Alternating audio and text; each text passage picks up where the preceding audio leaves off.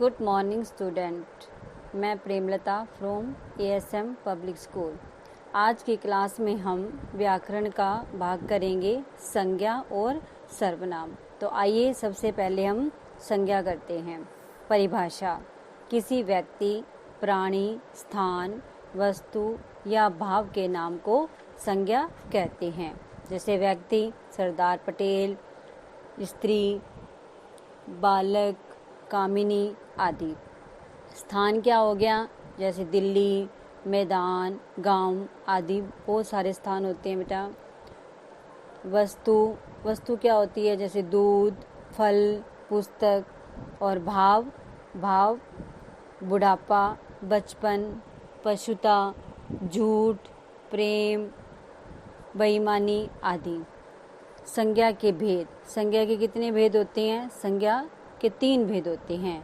Number 1 व्यक्तिवाचक संज्ञा, number 2 जातिवाचक संज्ञा और नंबर 3 भाववाचक संज्ञा। नंबर 1 व्यक्तिवाचक संज्ञा। व्यक्तिवाचक संज्ञा की परिभाषा: जिन शब्दों से किसी व्यक्ति विशेष, स्थान विशेष और वस्तु विशेष का बोध होता है, अर्थात जानकारी मिलती है, उसे क्या कहते हैं हम? व्यक्तिवाचक संज्ञा। व्यक्ति विशेष अर्थात किसी विशेष वस्तु के बारे में, विशेष व्यक्ति के बारे में, विशेष स्थान के बारे में आदि जानकारी मिलती है कि वो चीज विशेष हो या वो प्रसिद्ध हो। जैसे श्री राम, अब भगवान श्री राम है, वो विशेष है। चेतक एक घोड़े का नाम है। हिमालय पर्वत भी एक ही है। गंगा हमारी एक पवित्र नदी है। उदाहरण है कुछ, जैसे गंगा हिमालय से निकलती है। अब गंगा कहाँ से निकलती है? हिमालय से। तो ये एक निश्चित है, विशेष है। श्री राम भगवान मर्यादा पुरुषोत्तम थे। महाराणा प्रताप का घोड़ा चेतक था। ऐसे अन्य उदाहरण भी है, जैसे सचिन तेंदुलकर बेस्ट क्रिकेटर हैं। ठीक है, इस तरह से। नेक्स्ट है आपकी जातिवाचक संज्ञा। जातिवाचक संज्ञा की परिभाषा कि जिन शब्दों से किसी प्राणी, वस्तु आदि की जाति का बोध होता है, ठीक है, उसे क्या कहते हैं? जातिवाचक संज्ञा। जैसे मनुष्य, घोड़ा, पर्वत, पुस्तक, मंदिर आदि। बेटा जातिवाचक संज्ञा है, कुछ जो अंग्रेजी के विद्वान हैं व्याकरण के अनुसार जातिवाचक संज्ञा के 2 भेद मानते हैं। नंबर 1 समुदायवाचक संज्ञा और द्रव्यवाचक संज्ञा। समुदाय में तो समूह दर्शाते हैं और द्रव्य में जो कोई पदार्थ होते हैं, द्रव्य का बोध करवाते हैं, नापतोल का बोध करवाते हैं, वो क्या होते हैं? जैसे द्रव्यवाचक। समुदायवाचक में तो हो गया जैसे कक्षा होगी, टोली होगी, समूह होगी, सेना होगी, सभा होगी, झुंड होगी आदि। और द्रव्यवाचक में क्या होंगे? सोना, चांदी, लोहा, घी, अन्न आदि। इस प्रकार से जातिवाचक संज्ञा: जिन शब्दों से किसी प्राणी, वस्तु आदि की जाति का बोध होता है, उसे क्या कहते हैं हम? जातिवाचक संज्ञा कहते हैं। जैसे फूलों की सुगंध चारों ओर फैली है। फूल क्या है? यहाँ जातिवाचक संज्ञा है, क्योंकि यहाँ किसी फूल विशेष का नाम नहीं आया, सिर्फ फूल आया है। ठीक है। डाकिया सरकारी नौकर है। अब डाकिया, यहाँ डाकिया तो बहुत सारे होते हैं, ठीक है, लेकिन उसमें अगर किसी का स्पेशल नाम आ जाता तो वो व्यक्ति विशेष हो जाता। अब यहाँ नाम नहीं है, तो इसलिए ये जातिवाचक संज्ञा है। घोड़ा तेज दौड़ता है। नेक्स्ट है आपकी भाववाचक संज्ञा।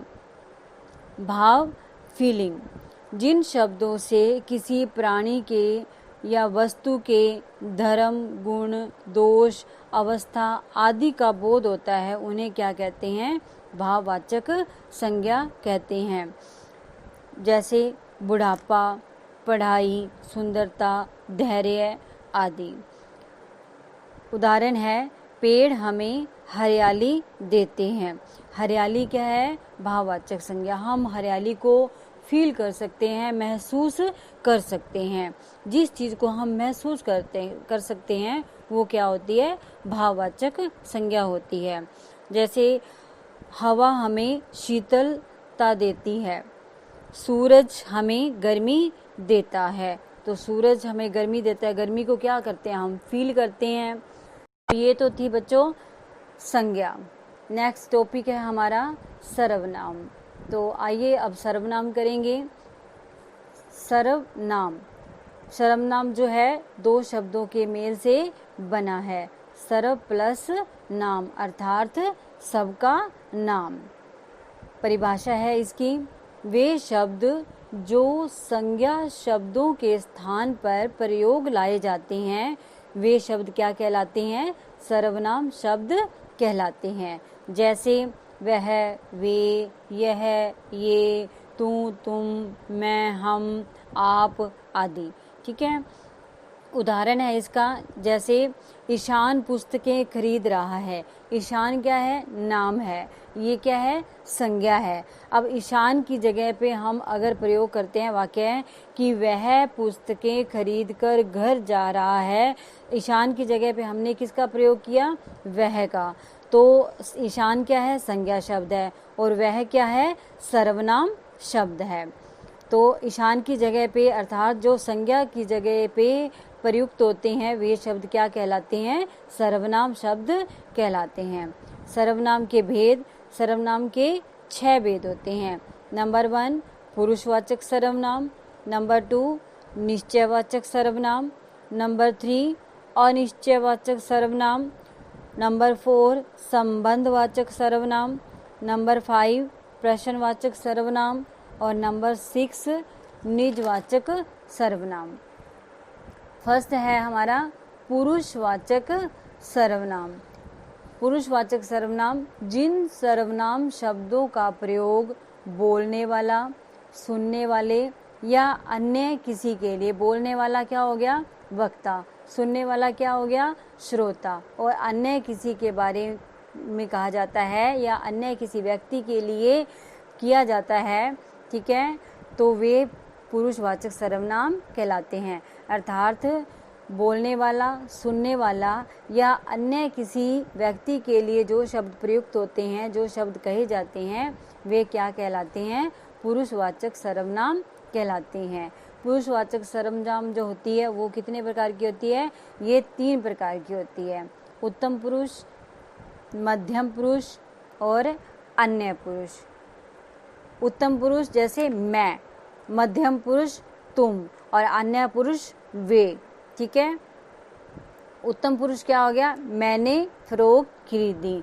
ठीक है। मध्यम पुरुष तुम्हारा नाम क्या है और अन्य पुरुष वे कहाँ जा रहे हैं। नेक्स्ट है आपका निश्चयवाचक सर्वनाम। निश्चय अर्थात जिसके बारे में पक्की जानकारी हो, जो निश्चित हो। ऐसे सर्वनाम शब्द जो दूर या पास के निश्चित व्यक्ति या वस्तु के लिए प्रयोग में लाए जाते हैं। ऐसे सर्वनाम शब्द जो दूर या पास के निश्चित व्यक्ति या वस्तु के लिए प्रयोग में लाए जाते हैं उन्हें क्या कहते हैं? निश्चयवाचक सर्वनाम कहते हैं। ठीक है। इन्हें संकेतवाचक सर्वनाम भी कहा जाता है।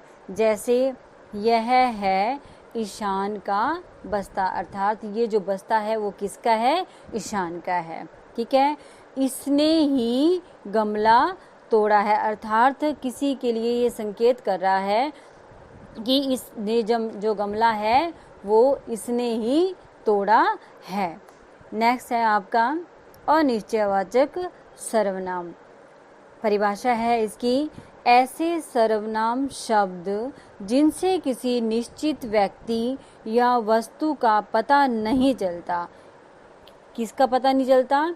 किसी निश्चित व्यक्ति या निश्चित वस्तु का पता नहीं चलता कि ये निश्चित है या नहीं है, जिसके बारे में हमें कोई मतलब जानकारी, ठोस जानकारी नहीं मिलती, उन्हें क्या कहते हैं? अनिश्चयवाचक सर्वनाम कहते हैं। जैसे उदाहरण है, विनोद के साथ कोई जा रहा है, अर्थात विनोद के साथ कोई जा तो रहा है लेकिन कौन जा रहा है पता नहीं है। वहाँ कुछ गिरा पड़ा है, अर्थात वहाँ कोई चीज़ गिरी हुई है लेकिन वहाँ क्या गिरा हुआ है इसके बारे में कोई पता नहीं है। नंबर 4 है आपका संबंधवाचक सर्वनाम। संबंध अपने आप में भी अपना जो शब्द है, अर्थ है, वो बता रहा है कि ऐसे सर्वनाम शब्द जिनका वाक्य के दूसरे सर्वनाम शब्दों से संबंध होता है, अर्थात ऐसे सर्वनाम शब्द जिनका वाक्य के दूसरे सर्वनाम शब्दों से उसका रिलेशन होता है, उसका संबंध होता है, उन्हें क्या कहते हैं? संबंधवाचक सर्वनाम कहते हैं। जैसे जैसा करोगे वैसा फल पाओगे, अर्थात जो जैसा करेगा उसको वैसा ही फल प्राप्त होगा, अर्थात इनका संबंध क्या है? जैसा करना वैसा ही फल प्राप्त करने से संबंध है। जो तेज दौड़ेगा सो जीतेगा, अर्थात जो अच्छे से जो तेज दौड़ेगा वही जीत हासिल करेगा। इसमें जो और सो का आपस में संबंध है। नेक्स्ट है आपका प्रश्नवाचक सर्वनाम। प्रश्न अर्थात क्वेश्चन। ऐसे सर्वनाम शब्द जो प्रश्न पूछने के काम आते हैं। किसके काम आते हैं? क्वेश्चन पूछने के काम आते हैं, उन्हें क्या कहते हैं? प्रश्नवाचक सर्वनाम कहते हैं। जैसे कविता कौन सुनाएगा, प्रश्न कौन लिखेगा, ठीक है, दरवाजे पर क्या रखा है, आदि आदि। ऐसे जिस पे कौन, क्या, किससे आदि वर्ड यूज होते हैं वहाँ क्या होता है? प्रश्नवाचक सर्वनाम होती है। निजवाचक सर्वनाम जो है, जो शब्द काम करने वाला अब कौन होता है? कर्ता होता है, ठीक है, कि वे शब्द जो काम करने वाला कर्ता अर्थात कर्ता अपने लिए प्रयोग करता है, अर्थात स्वयं के लिए प्रयोग करता है। काम करने वाला जो कर्ता होता है, जो शब्द वो अपने लिए प्रयोग करता है, वो शब्द क्या कहलाते हैं? निजवाचक सर्वनाम कहलाते हैं। जैसे मैं स्वयं पत्र लिख लूँगा। अब मैं क्या है? यहाँ कर्ता है, तो कर्ता क्या कर रहा है कि मैं स्वयं मतलब अपने आप ही उस पत्र को लिख लूँगा। तुम अपने आप सामान उठा लो, अर्थात तुम अपना सामान जो है स्वयं उठाओ, अपने आप उठाओ। तो ये तो बच्चों थी संज्ञा और सर्वनाम। आप इसको अच्छे से पढ़िए, समझिए और अपनी फेयर नोटबुक में सुंदर सुंदर राइटिंग में लिखिए। Thank you and have a nice day.